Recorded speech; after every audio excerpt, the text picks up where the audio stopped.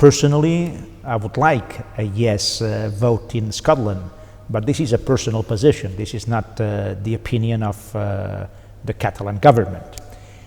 The positive consequences for us of the referendum in Scotland is first one, in Scotland they can vote. This is a high quality democracy.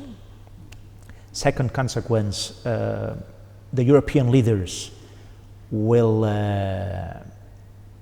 accept the result of the referendum in Scotland very quickly. This is a positive consequence for Catalonia. And the third positive consequence is that I'm 100% sure that if the yes vote wins in Scotland, also very quickly negotiations will take place with the objective of keeping Scotland in the European Union. Yeah, you're sure that all European Union states, including Spain, would accept an independent Scotland into the European Union? I think so. They have no other way. Sure. And for all the comparisons between Scotland and Catalonia, the differences are huge, aren't they? Because David Cameron allowed the Scots to vote, they'll vote very soon. In your situation, it's extremely hard to see any situation in which the Spanish government would allow a referendum here. This is our main problem. In other nations of Europe and the world, Scotland, Quebec, some years ago, there is always the possibility to agree the terms of a referendum because they really believe in democracy. This is a high quality democratic system. And this is what we would like to have in Spain.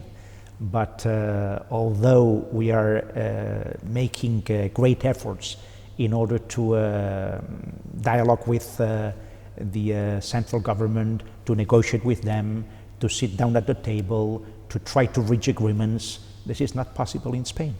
What about the decision by the Spanish Constitutional Court coming in a matter of weeks?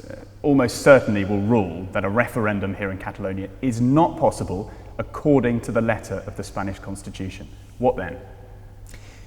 My message to Madrid, the message I try to send to them, is that a non-binding consultation in Catalonia, this is what we foresee for November 9th, is legally possible, and this is what we really need, because otherwise, what will happen? Can you stop forever a democratic movement of an old nation of Europe? And when you say a non-legally binding referendum, what would the result of that actually mean if, legally speaking, it didn't have any basis? Well, I will call the referendum according to a Catalan law.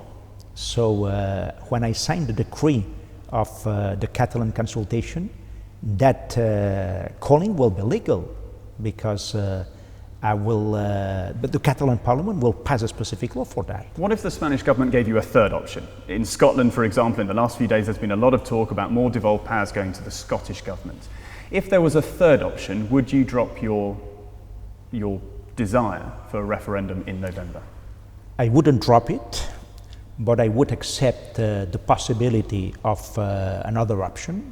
For instance, a constitutional change in Spain, a constitutional modification with two basic conditions. The first one, that a general agreement in Spain should be on the table, because otherwise it is not serious, a constitutional reform. And the second condition is that if there is this kind of action given by Madrid, the Catalan people have to vote it.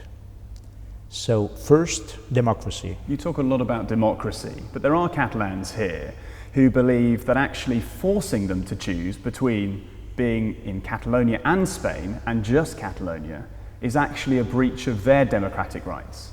Well, if the majority of the Catalan society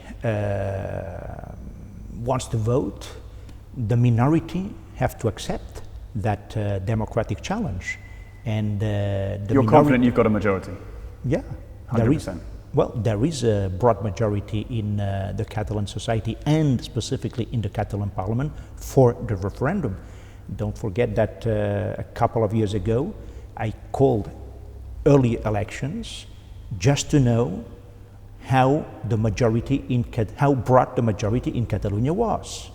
And after the elections in November 2012, the outcome was a broad majority in the Catalan parliament for the referendum. And how worried are you about these corruption allegations against Jordi Pujol? He's your predecessor.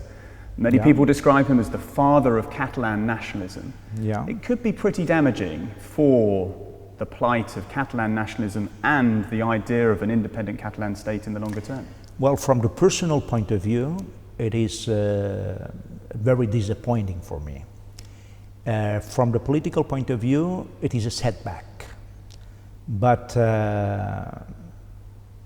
it doesn't stop anything.